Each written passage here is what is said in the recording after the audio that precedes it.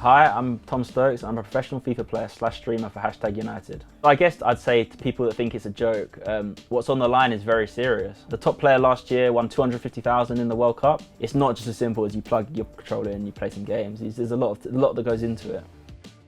Although it's a football game, it's always a football game. You think it would be the same. It's really not. They change a lot on a yearly basis, and sometimes it's a faster game, sometimes it's a slower game, sometimes there's more realism, and sometimes there's less realism, you know? So every year the new challenge is kind of like working out where you are and what to do and how to make most of your time. And then on top of that, of course, we've got these patches, and a patch is basically EA coming in and changing lots of things within the game. All of a sudden, what worked a month ago, nothing like that works anymore, so you have to completely readjust and find something new. As a professional player, when you first get into Ultimate Team, everything's reset. So the team you had the previous year doesn't exist anymore, which means you have to find a way to get yourself the best players. So I guess what we have to do is put money into the game. Having to work your way up is good, but it then makes it, if you feel sorry for the players who don't have the investment at the start and then can't compete as fairly as they could do. It's annoying to having to keep focusing on how do I get these coins, how do I maximize my coins, but in other ways it does make the game fun, it does make the game interesting to keep trying to find ways to improve your team. And another thing we have to keep on top of is certain players are restricted within tournaments, so you always have to keep an eye out and keep changing and keep editing just based on what is allowed and what isn't allowed. So every year you're building a different team, and every tournament you have to build a different team, so it's a lot to keep on top of. The FIFA season is complicated, but essentially you are playing a series of online tournaments from starting in September all the way through to July to qualify yourself to the end of year big tournaments, which is called the World Cup series. Now, this can be in a 2v2 and a 1v1. The online tournaments will gather you points, and if you have enough points, you will qualify to the next stage. With online qualifiers, obviously very different to being in person. You have other issues to deal with, like location. Say you're playing someone halfway across Europe, the gameplay will be a lot slower, the connection will be sometimes laggy. So these are the kind of things that you have to build into your practice and try and learn how to adapt quickly and not get frustrated by differing game styles.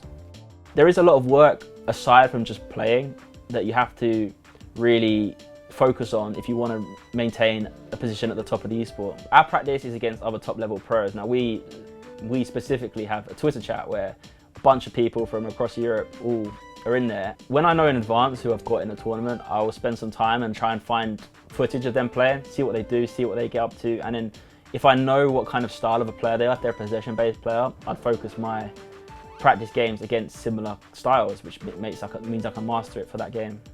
For me, I would go as far as to say as mentals is about 30% of what makes up a FIFA player. How do you stay motivated? How do you stay on top of your game? How do you not let defeats kind of get you down? I do know the mental stress the game can cause, and it does make a few players crumble for sure.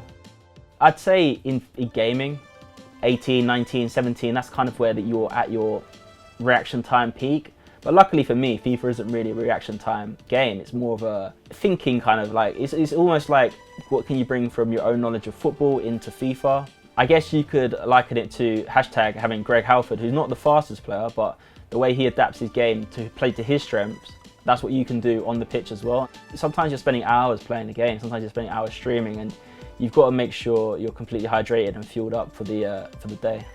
For me, streaming is more of a passion than something I'm forced to do. It makes me enjoy the game more because I'm sharing moments with other people and we can lose together, which is obviously horrible, and everything is amplified. Like losing feels so much worse because it feels like you've let people down, but then winning, it feels so much better because you've got people celebrating with you, and it's something that's definitely improved how I feel about FIFA as a whole, because it's not all just about the result anymore. It's just about what my chat enjoyed and whether my chat loved the experience, the ups and the downs. So that's a nice part of my kind of career at the moment.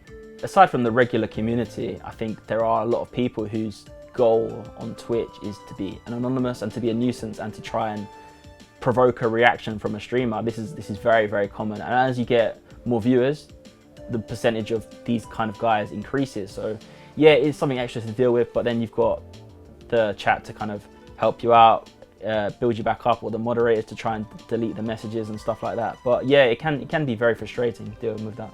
With all the frustrations, all the challenges, all the issues, it's not something that I would ever choose to do anything different. I've loved FIFA. I'm very passionate about the game, and it's always something I've enjoyed, and to do that as a career is just a privilege, really.